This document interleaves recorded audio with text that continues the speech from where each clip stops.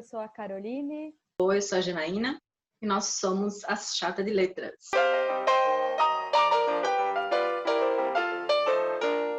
E hoje a gente vai falar sobre um assunto muito interessante, assim, que faz um tempinho que eu tô querendo falar. Eu gosto muito, muito, muito de música, sou muito fã de música, e uma coisa que eu tenho feito já há alguns anos, mas principalmente comecei ano passado, é escutar músicas brasileiras, de autores brasileiros e músicas que não estão ali no foco da fama necessariamente, assim, pesquisar a música brasileira. E eu descobri uma cantora que eu gosto muito, que é a MC Tá. Quando a gente fala em MC, já é um lugar um tanto quanto estereotipado, né? A gente sempre pensa que MC necessariamente vai ser do funk ou de umas letras assim muito sexualizadas, alguma coisa. Já existe muito preconceito em volta assim do termo MC. A MC Tá, ela escreve muito sobre letras bem sentimentais, sobre relacionamentos e tal. E tem uma música dela que eu gosto muito, muito, muito, e que eu achei que ela fez uma coisa assim fantástica. Eu tô aqui com o notebook para ver a letra, porque mesmo cantando sempre na minha cabeça, se eu tentar lembrar aqui agora, eu não vou lembrar. Então tem um trechinho que ela diz assim: vou me despedir de você, de tudo que a gente poderíamos ser. E assim me despeço de mim, de uma parte de mim que prefere você. Que é totalmente poético, é muito lindo. E eu demorei muito para me tocar que dentro desse refrão, dessa parte, não é o refrão na verdade, mas desse trecho, tinha ali uma coisa que não seria visto gramaticalmente como correto, ou não seria bem encarado, né? E aí quando eu me toquei assim, nossa, é muito fantástico, porque a forma com que ela fez é tão sonoramente, musicalmente, poeticamente bem feito, que se fosse diferente não funcionaria. Porque ela usa o agente, mas ela conjuga o verbo ali no nós, né, na primeira pessoa do plural. Então, a gente podíamos, né? E aí também, se fosse ali pela gramática, seria nós poderíamos. Então, pensa, né, de tudo que nós poderíamos ser, como muda isso?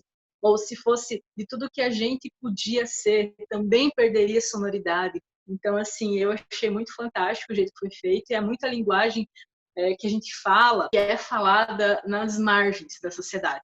E o que acontece é que, geralmente, quando se traz isso para a música, para a poesia, para a literatura, essa linguagem falada, né, o jeito com que as pessoas falam, a maior parte das pessoas, isso é muito automaticamente não aceito. É visto como errado, é visto como ruim, é visto como uma literatura menor, como algo menor. E eu amo me citar. E isso me lembrou também de um outro autor que eu gosto muito, que eu amo trabalhar, assim, amo os livros dele, a história dele é muito fantástica, que é o Lima Barreto. O Lima Barreto, ele é um autor ali da época que antecede um pouquinho ali o modernismo, e ele é um autor que ele sofreu muito preconceito. Ele era negro, e de famílias, né, que tinham sido, a família dele tinha sido escravizada. Ele tem uma história muito triste, não simplesmente por essa questão do que aconteceu em relação à escravidão. Ele tem uma história muito triste porque o pai dele trabalhava no hospício, trabalhou no hospício a vida inteira e teve problema de alcoolismo e acabou sendo internado e morrendo nesse mesmo hospício que ele trabalhou a vida inteira. E o mesmo aconteceu com o Lima Barreto. E quando ele estava nesse hospício, inclusive ele escreveu esse livro que se chama O Cemitério dos Vivos, né? Que é meio que um diário, em que ele conta sobre como era estar com as pessoas, como as pessoas eram tratadas, e esse lugar das pessoas loucas, das pessoas marginalizadas, tem toda uma história disso, né? Que as pessoas que iam para os hospícios não necessariamente eram pessoas que tinham problemas mentais, mas pessoas, às vezes, que tinham problema de alcoolismo, ou pessoas que eram pobres, pessoas marginalizadas que estavam na rua. E quando ele começa a escrever, ele tem livros fantásticos, né? O Triste Fim de Policarpo Quaresma, que é um livro muito crítico. Todos os livros dele são super, super críticos. E ele sofreu muito preconceito dos autores. Aqueles que eram os autores clássicos, que estavam na Academia Brasileira de Letras, que já vendiam bem, que eram da elite brasileira, eles diziam que ele era um escritor menor, que ele escrevia com uma linguagem muito fula. Então, assim, a linguagem dele não era fula. A questão é que ele não ficava rebuscando a linguagem, ele era formado em jornalismo, ele escrevia com uma linguagem mais próxima da conversa, da fala, da realidade, e por causa disso ele sofreu preconceito. E eu vejo que isso vem sistematicamente acontecendo desde muito antes disso e continua acontecendo. E se a gente observar, a Emicida também é uma cantora negra. As pessoas que sofrem preconceito, elas geralmente são pessoas negras, pessoas que estão à margem, que não são de elite, e quando é uma pessoa que se torna, que ganha um certo respeito, ela tem que fazer muito, muito, muito, muito, muito mais do que os outros para conseguir. O caso, então, do Lima Barreto, ele teve até que morrer, né, para conseguir ganhar um pouco de respeito e de respaldo. Depois que ele morreu, né, e ele foi se tornando um autor até mais ou menos conhecido. Aí que ele passou pelo processo de canonização dentro da dentro da literatura do que é considerado cânone, que eu acho que é legal a gente talvez trazer um pouco dessa definição. Se a gente bem observar a origem da palavra cânone, ela vem do grego cânon.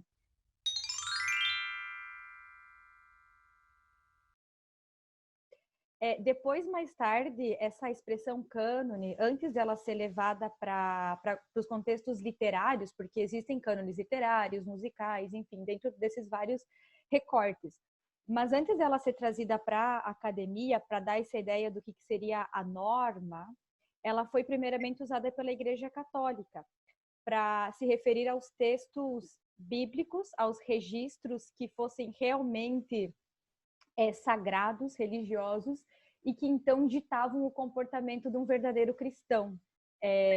Então, chamados dos textos canônicos. Eu acho que é válido a gente lembrar que quando nós falamos de uma coisa que é canônica, sempre implica a gente falar de uma seleção. Todas essas definições que eu estou trazendo tá no dicionário literário, então não é uma coisa que eu estou inventando. Quando a gente fala de cânone, a gente sempre está tratando de uma seleção, de uma lista, seja de textos ou de indivíduos, que eles vão ditar uma certa norma. E a partir dessas medidas, a gente consegue através de um processo bastante violento, decidir o que é incluído e o que é excluído, o que é válido, o que não é válido. E dentro do campo da literatura ou das artes, dentro de todo esse conflito do que é estético, do que não é, do que é arte, do que não recentemente, talvez não tão recentemente assim, mas recentemente é que tem havido e que tem possibilitado discussões sobre qual que é a margem desse estético e até quando que isso não está relacionado simplesmente às questões de lutas de poder social, porque o que era considerado cânone e o que é considerado uma coisa canônica, uma coisa sagrada, né? Sacramental, que ninguém pode tocar, um santo da literatura que ninguém pode questionar, que ninguém pode tirar ele daquele lugar de poder, até quando isso não tem relação com as próprias lutas de poder social. Como no caso que foi o Lima Barreto, que você comentou, né? Que até então, ele era, até um certo momento, ele era excluído dessa lista canônica e depois ele passou por esse processo, tanto que hoje em dia a gente estuda ele está dentro dos estudos acadêmicos, enfim, como um clássico, como uma obra-prima válida e digna de ser estudada, né? O que é digno de ser estudado e o que não é digno de ser estudado, o que é legítimo, né, como expressão de arte, o que não é legítimo, como que se faz essa seleção, quem que faz? Acima de tudo, né, quem que faz essa seleção, de que lugar de poder que a pessoa vem e aponta e diz isso aqui é uma obra de arte, isso aqui não é válido como uma expressão humana e não é legítimo. A gente tem que se questionar sobre esses lugares de poder e quem são essas pessoas, porque quando você diz que uma coisa não é arte ou que isso não é bom, você está normatizando, tirando isso da norma, dizendo que isso não é legal. Geralmente, essas expressões que são consideradas não boas, ruins, elas são aquelas que vêm da margem, que vêm do povo, que vêm dos lugares que não são esses canônicos. E exatamente o que essas pessoas têm a dizer é que são as que transgridem esses lugares de poder, que mostram que talvez a gente tenha que apontar o dedo para esses lugares sim, que a gente tenha que modificar, que a gente tenha que rever. Então é muito fácil estar num lugar de poder e dizer não, isso não é permitido, essa linguagem não é assim, isso está errado, reveja, não, isso não é bom. E aí, quando isso transgride o que você está fazendo, o que você está dizendo que é bom e é certo, é claro que vai ter uma resposta e que isso é muito complicado. Só que eu acredito muito que letras enquanto um curso que a linguagem, a língua nossa, e que toda a nossa forma de pensar a arte, pensar as expressões, todo tipo de expressão artística e de linguagem, precisa vir do lugar em que não está sendo escutado. Precisa dar visibilidade para esses lugares que estão transgredindo, que estão trazendo outras vozes. Eu estava conversando, inclusive, com uma conhecida minha sobre isso. Ela me disse que Portugal, ela, né, foi um tempo para Portugal, ela está fazendo doutorado, e ela me disse que Portugal é um lugar que tem um preconceito muito grande com a língua brasileira, com a língua portuguesa aqui do Brasil. E, né, eles acham que eles falam de um jeito muito certo e que a gente está estragando a língua portuguesa. E eu acho que a gente precisa estragar sim a língua portuguesa. Eu acho que a gente precisaria, inclusive, romper totalmente com Portugal nesse sentido e termos a língua brasileira, a literatura brasileira, com a nossa forma de falar, a nossa música, com a nossa forma de pensar. A cultura, ela tem que realmente representar aquilo que a gente vive, e não aquilo que é posto como norma. Isso me fez lembrar muito, tem um estudo que eu li de um autor, depois eu coloco o nome dele aqui em algum lugar, porque agora não vou lembrar. Mas ele justamente chama a nossa atenção nesse sentido de cultura como um lugar de memória. Porque aquilo que não é digno de ser passado não só pela academia, mas pelo ensino formal, né? Coisas que às vezes a gente aprende na escola, que obras literárias que são estudadas, que expressões culturais que a gente analisa para ver o que o autor queria falar sobre aquela época, enfim. Associa esse tipo de estudo à memória cultural. Então, o que vai ficando na memória para formar a nossa identidade, para compreender a nossa identidade, para compreender como que nos formamos e o quanto isso é importante. Como num outro estudo que teve, que é do Coutinho, quando ele estuda, por exemplo, a história de formação dos cânones brasileiros, ele percebe que dentro desse grupo que foi excluído estavam, por exemplo, a literatura de cordel, as tradições orais e também as expressões indígenas. Por exemplo, eu quando fiz o curso de letras, quando a gente estuda literatura brasileira, não sei, tem vários cursos de letras, mas o que eu fiz, a literatura brasileira, ela começava por literaturas que eram portuguesas. Por exemplo, a primeira coisa que a gente estuda é aquela carta do Pero Vaz e Caminha. Gente, é portuguesa. Sempre a gente parte da visão da pessoa que veio e colonizou. E será que não existiu nenhuma expressão dos indígenas? Por que isso não foi documentado, sabe? Por que isso não é estudado?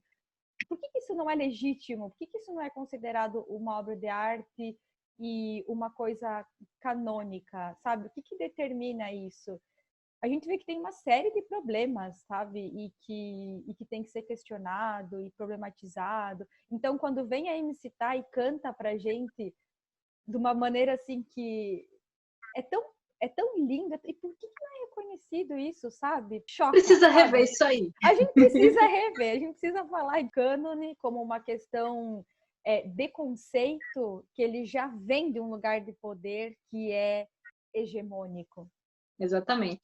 Então fica essa conversa, essa reflexão para vocês pensarem, né? Vão pesquisar um pouquinho sobre a MC Tá, vão ouvir o som dela, vão ler Lima Barreto e tragam para a gente também o que vocês estão vendo que foge desse padrão. Um abraço, até a próxima semana. Um abraço, gente, até mais.